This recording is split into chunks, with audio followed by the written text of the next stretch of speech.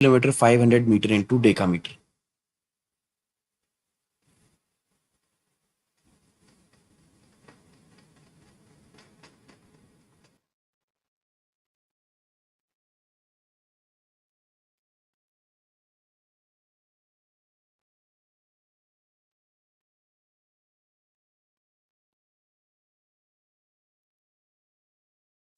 ठीक है, क्या है आंसर इसका?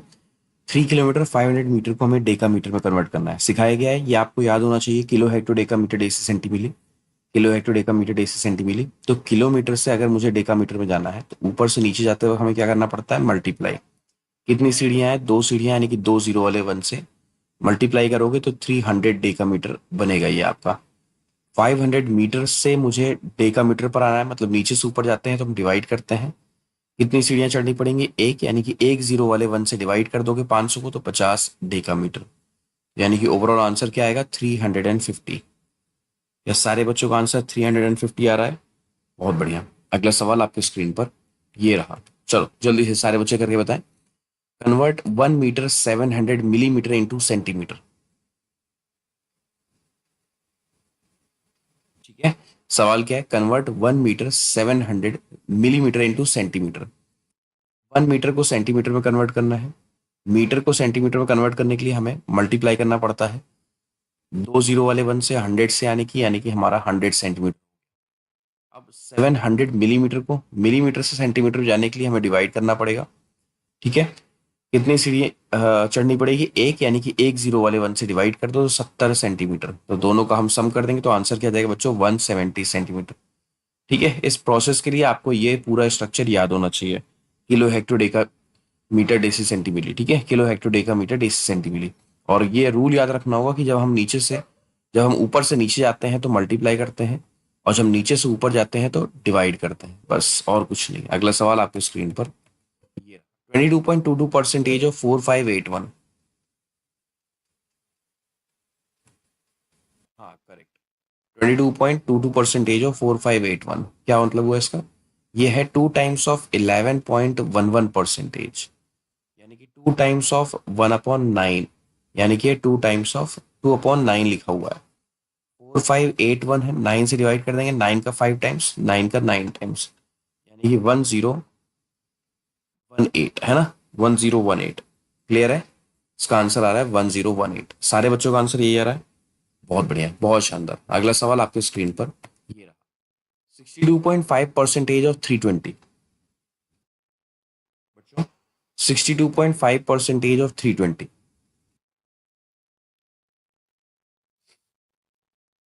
62.5% मतलब होता है 5/8। क्या होता है? 5/8। ठीक है, 5/8। अब 5/8 को मल्टीप्लाई किससे कर देंगे हम? 320 के साथ मल्टीप्लाई। 320 के साथ तो 8 से डिवाइड कर दो। 8 चौक 32 यानी कि 40 हो गया। 5 का 40 गुना कितना होता है? 5 चौक 20 यानी कि 200। क्या सारे बच्चों का आंसर 200 आ रहा है? बहुत बढ़िया, तो आपको वैल्यूज याद होनी चाहिए ना। अगला सवाल आपके स्क्रीन पर ये रहा। 104 का 107 टाइम्स करना है, फिर 14.28% ऑफ 140 निकालना है। चलो बताओ जल्दी से। 104 का 107 टाइम्स करना है, और 14.28% ऑफ 140 भी साथ में सॉल्व करना है। 100 से कितना अबव है? 4 अबव है। 100 से कितना अबव है? 7 अबव है। सीखा हुआ है हमने, क्रॉस में हम भेज देंगे तो ये 111 हो जाएगा, है ना? 111 हो जाएगा, और 7 चौक 28 हो जाएगा, यानी कि 11,128 हो गया। प्लस 14.28% मतलब 1/7 होता है। 7 से डिवाइड कर दो, 7 टू द 14, यानी कि 20 ऐड कर दो तो 11,148 हो जाएगा। क्या सारे बच्चों का आंसर यही बन रहा है? क्या सारे बच्चों का आंसर यही बन रहा है? बहुत बढ़िया, वेरी नाइस। अगला सवाल आपके स्क्रीन पर ये रहा। 32% ऑफ 230 प्लस 68% ऑफ 320। कैसे सॉल्व करोगे इसे?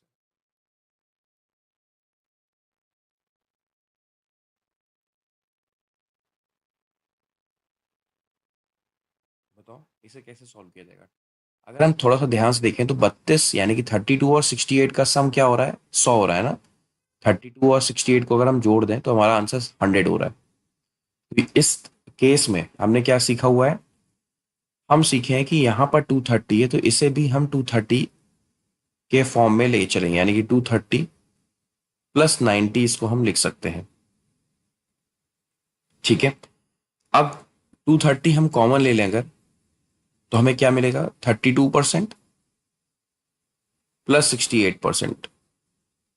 ठीक है, प्लस 68% ऑफ 90, यही तो मिलेगा। मतलब 68% एक बार इसके लिए, 68% एक बार इसके लिए। तो जब इसके लिए था 230 के लिए, तो हमने 68 पर 230 को कॉमन ले लिया, बाहर चला गया तो 32 भी 230 के साथ है और 68 भी 230 के साथ है, तो 230 बाहर चला गया, 32 एंड 68 आपस में सम हो गया। फिर बचा क्या हमारा, 68% ऑफ 90, इसको हमने बाद में सॉल्व कर लिया। ठीक है, ये हमने सीखा हुआ है। इनका सम हो रहा है 100% मतलब होता है सेम वही नंबर खुद, यानी कि 230 प्लस 68% ऑफ 90, बस हमें ये सॉल्व करना है। यानी कि 9 का 6 टाइम्स 54, 9 8 72, 54 में 7 जोड़ दो यानी कि 612, और एक प्लेस छोड़ के डेसिमल लगा दो, यानी कि 230 में 60 जोड़ोगे तो 290 हो गया, 291.2। ये आपका आंसर बना। या सारे बच्चों का आंसर यही आ रहा है? थोड़ा सा कैलकुलेटिव हो गया, बिना पेन पेपर के तो नहीं कर सकते आप, बट हाँ ये सबसे फास्टेस्ट अप्रोच है इसकी। इस तरह के क्वेश्चंस को सॉल्व करने का सबसे बेस्ट अप्रोच यही होता है। मजा आया, सीखने को मिला।